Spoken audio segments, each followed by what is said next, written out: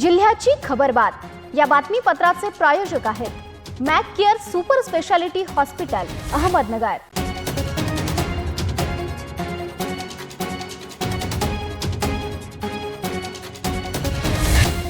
प्रेक्षकांनो नमस्कार, मी निर्जला। न्यूज 24 सह्याद्रीमध्ये तुमचं स्वागत।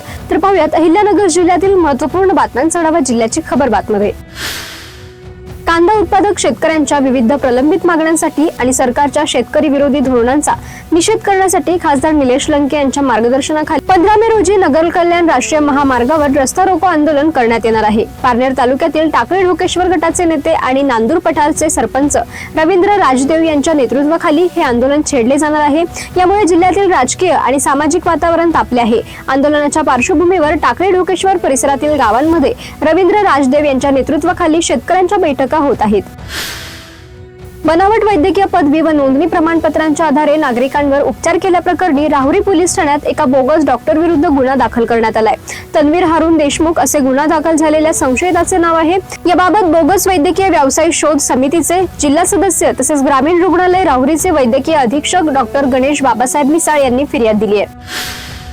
पिंपळदरावाडी येथील साठवण तलाव कामाच्या खोदकामात निघालेले दगड मुरुम ही सर्व गौण खनिज नियमितपणे साठा करणे बंधनकारक होते, परंतु संबंधित ठेकेदाराने गौण खनिज उत्खनन केल्यानंतर त्याची परस्पर विक्री केल्याचा आरोप माजी जिल्हा परिषद सदस्य बाजीराव दराडे यांनी केलाय। त्यांच्या तक्रारीनंतर महसूल राज्यमंत्री योगेश कदम यांनी जिल्हाधिकाऱ्यांना चौकशी करून अहवाल सादर करण्याचे आदेश दिले आहेत।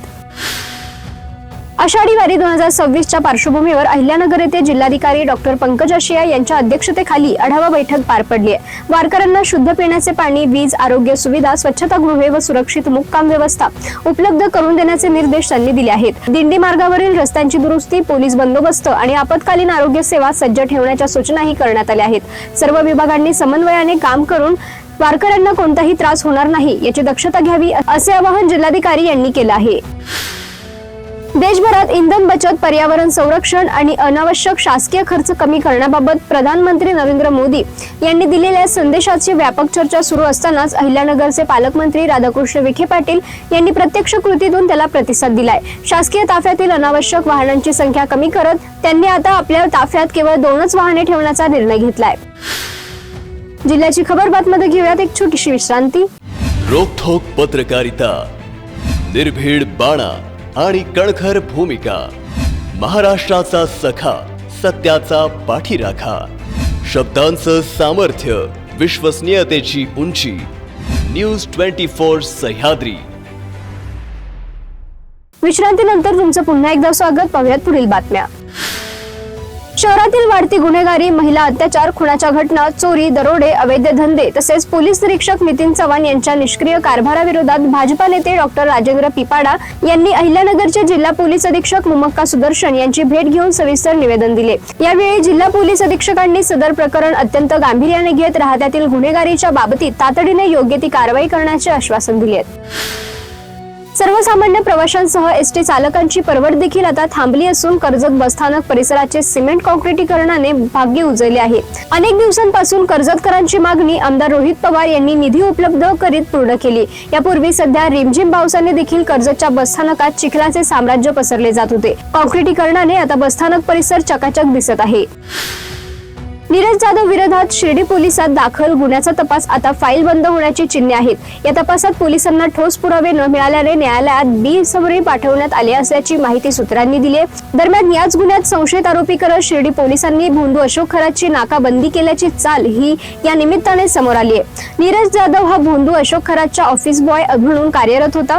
त्यांच्या विरोधात शिर्डीतील तरुणाने फिर्याद दिली होती। पोलिसांनी त्याच्या विरोधात गुन्हा दाखल करत महत्प्रयासाने त्याला पकडले आणि त्यावेळी भोंदू अशोक खरातच्या काळ्या कृत्यांची बिंग फुटली।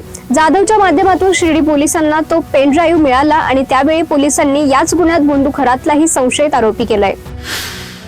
गुप्तधन मिळवून देण्याचे आमिष दाखवत एका भोंदूबाबाने महिलेसह कुटुंबाची 50,000 रुपयांची फसवणूक केली आहे। हा प्रकार 11 मे 2026 रोजी उघडकीस आलाय। दरम्यान त्या भोंदूबाबाने संबंधित कुटुंबाला स्वतःचे घर पाडण्यास भाग पाडून त्या जागेवर मानवी कवटी ठेवून अघोरी विधीचा प्रकार केल्याचा आरोप करण्यात आलाय। या प्रकरणी तोफखाना पोलीस ठाण्यात गुन्हा दाखल करण्यात आलाय। शिव अण्णासाहेब सोनवणे असे त्या भोंदूबाबाचे नाव असून त्याला अटक करण्यात आली आहे। न्यायालयाने त्याला 3 दिवसांची पोलीस कोठडी दिली आहे। याबाबत सोनाली महेश काळोखे यांनी फिर्याद दिली आहे। जिल्ह्याची खबरबात मध्ये आपण इथेच थांबतोय, मात्र तुम्ही पाहत राहा न्यूज 24 सह्याद्री.